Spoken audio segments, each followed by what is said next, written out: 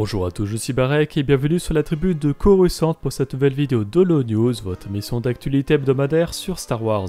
La semaine dernière, les nouvelles dates des films Star Wars ont été révélées, le jeu vidéo d'Ubisoft a eu droit à de premières images, et un roman sur une inquisitrice a eu droit à une couverture exclusive. C'était attendu au vu de la situation actuelle d'Hollywood avec la grève des scénaristes, mais Disney a annoncé via Variety et The Hollywood Reporter le report de quasiment tous ses films des prochaines années, que ce soit les films live-action Disney, Marvel, Avatar ou encore Star Wars.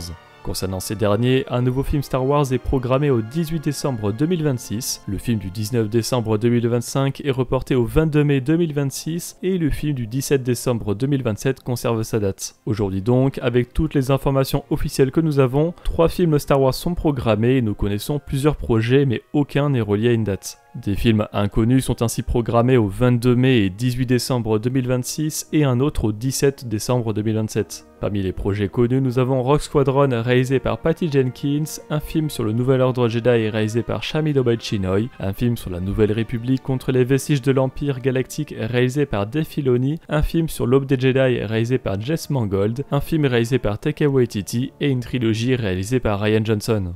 Et on a d'ailleurs eu un peu plus d'informations concernant le projet de James Mangold. C'est à l'occasion de la promotion d'Indiana Jones et le cadran de la destinée également réalisé par Mangold qu'il a été interrogé sur son film Star Wars. Le film de Mangold a été annoncé à la dernière Star Wars Celebration et racontera l'origine des Jedi et de la Force, environ 25 000 ans avant la saga Skywalker. Voici ce que le réalisateur a dit à ce propos. J'ai déjà discuté avec Lucasfilm et j'ai même déjà travaillé sur d'autres projets. Je m'intéresse toujours à ce qui s'y passe et j'ai des amis qui travaillent sur d'autres projets Star Wars.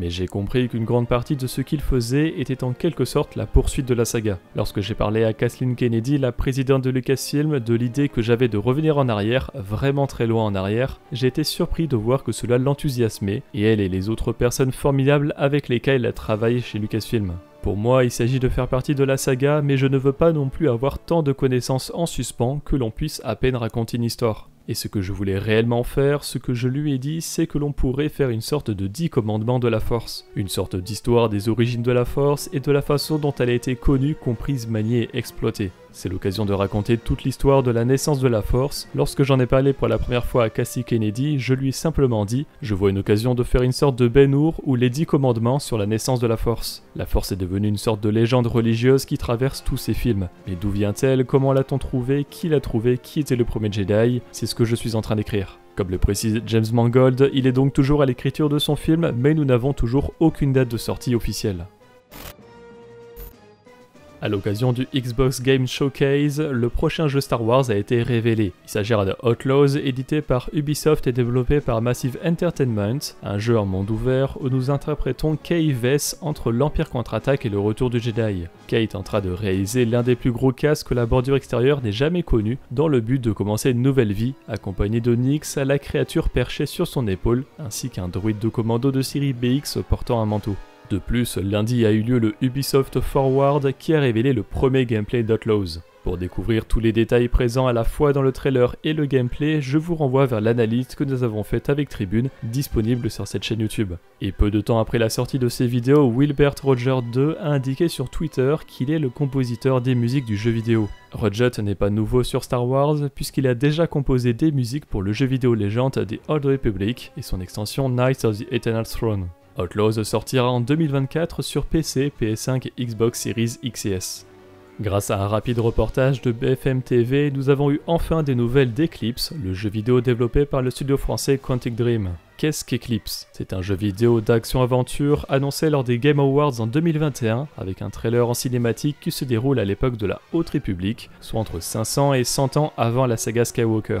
L'histoire présentera une histoire originale et de nouveaux personnages ayant leur propre parcours, leurs propres capacités et leur propre rôle à jouer dans la tapisserie des événements qui pourraient altérer la paix soigneusement équilibrée dans une section inexplorée de la bordure extérieure. Eclipse proposera une multitude de personnages jouables avec l'intention de mettre les choix du joueur au cœur de l'expérience, car chaque décision peut avoir un impact dramatique sur le cours de l'histoire. Cependant, en mars 2022, Tom Henderson de X-Fire informait qu'Eclipse ne sortirait pas avant 2027 ou 2028 à cause de difficultés à recruter du personnel pour travailler sur le projet. Selon lui, Quantic Dream présentait 60 postes à pourvoir sur son site en décembre 2021, contre 67 toujours vacants au moment de la rumeur. De plus, en septembre 2022, NetEase Games, une très grosse entreprise chinoise connue pour son moteur de recherche et ses jeux massivement multijoueurs, a racheté Quantic Dream, s'offrant une part du jeu vidéo européen. À l'époque, aucune information n'a été révélée concernant l'avenir d'Eclipse suite au rachat, et nous étions dans une grande incertitude, sans parler de la mauvaise réputation du studio français à cause d'un de ses fondateurs, David Cage, accusé à de nombreuses reprises de racisme et sexisme, ainsi que des polémiques de conditions de travail dégradantes, allant jusqu'à la propagation de photomontages homophobes, misogynes, racistes et profondément vulgaires. Mais en octobre de la même année, le podcasteur Colin Moriarty a révélé qu'Eclipse mettrait en scène un nouvel empire, celui des Arahan, un peuple fier de son agressivité politique et militaire. C'est en réalité la seule nouvelle concrète du jeu malgré une annonce pour la Star Wars Celebration de cette année qui n'est jamais venue.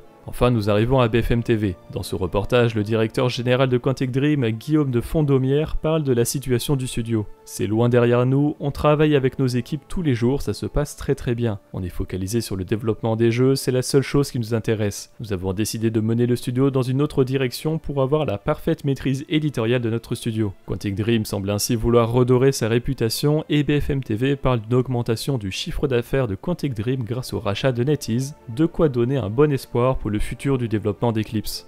Après de nombreux reports, le jeu free-to-play de combat d'arène de Zynga est enfin disponible en France. Hunters est un jeu Android, iOS et Switch et il semblerait que certains modèles de téléphone ne supportent pas le jeu et que la Switch n'est pas encore concernée. Cependant, il faut noter que cette sortie française n'est pas la sortie officielle du jeu mais fait partie des sorties anticipées, déjà débutées dans d'autres pays depuis septembre 2021. Ainsi, avec l'arrivée du jeu chez nous, une mise à jour a été apportée à Hunters avec un nouveau personnage nommé Diego, 242 nouveaux cosmétiques, dont des skins, une roue pour les emotes et différents correctifs de bugs. On peut cependant noter qu'un personnage annoncé parmi les premiers n'est toujours pas disponible dans le jeu depuis les premières sorties anticipées, il s'agit du Mandalorien Arantal. La sortie officielle du jeu est prévue pour cette année. Alors qu'il vient tout juste de sortir, Atomic Mass Games a révélé les prochaines extensions du jeu de figurines Shatterpoint. Les chasseurs de primes les plus impitoyables de la galaxie entrent dans Shatterpoint avec le pack Fistful of Credits. L'intelligent et redoutable Cad Bane a bâti sa réputation en travaillant pour les Hutt et même pour Darth Sidious lui-même, et ce pack l'ajoute au jeu en tant qu'unité principale. Il est rejoint par la mortelle Aura Singh en tant qu'unité secondaire et par une unité de chasseurs de primes composée d'un Chadrafan de Todo 360 et d'un Devaronien en tant qu'unité de soutien. Une reine emblématique de Naboo et son entourage entrent dans Shatterpoint également avec le pack We Are Brave. Engagée dans le service public depuis son plus jeune âge, Padmé Amidala se bat pour son peuple au Sénat galactique dans les rues de Sid et au-delà. Elle est rejointe par ses courageuses servantes, y compris son leurre Sabé, qui protège souvent Amidala en se faisant passer pour elle. Ce pack comprend une escouade complète de 4 figurines, la reine Padmé Amidala en tant qu'unité principale, Sabé en tant qu'unité secondaire, et 2 servantes royales de Naboo en tant qu'unité de soutien, qui peuvent être déployées ensemble ou à côté d'autres figurines de Shatterpoints. Ces 2 packs sortiront le 1er septembre à 49,99$ l'unité. Panini Comics poursuit sa republication des comics de l'univers Légende avec le 2e tome de la période L'Ascension des Sith qui se déroule avant la menace fantôme. Ce tome est disponible en format souple à 30€ et en format cartonné à 34€ et sortira le 18 octobre. Côté extrait de comics, retrouvez en description ceux de Bounty Hunters numéro 35 et de The Mandalorian Season 2 numéro 1. Del Rey dévoile la couverture exclusive du roman de Delilah S. Dawson, Inquisitor Rise of the Red Blade. Le seul moyen d'obtenir cette édition spéciale est de vous rendre au Comic-Con de San Diego du 19 au 23 juillet et vous repartirez avec un livre signé par l'auteur et un pins du sabre laser Discat Akaris. On peut d'ailleurs remarquer sur la couverture un Twi'lek nommé Tualon que l'on a découvert avec Iskat dans la série de comics Dark Vador le Seigneur Noir des Sith où ils meurent ensemble après avoir tenté de fuir face à Vador. Inquisitor Rise of the Red Blade sortira le 18 juillet en anglais.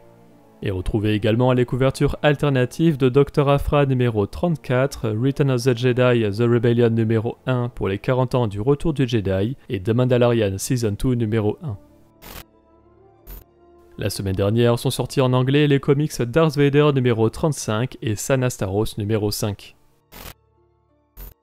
La dernière fois, nous vous avions demandé si vous jouez toujours à The Old Republic. 25% tout de même y jouent encore, dont 17% parfois, 19% ont arrêté, et plus de la moitié avec 56% n'y a tout simplement jamais joué. Cette semaine, nous vous demandons si Outlaws, le jeu vidéo Star Wars d'Ubisoft, vous intéresse. Vous pouvez répondre dans l'onglet Communauté de la chaîne principale.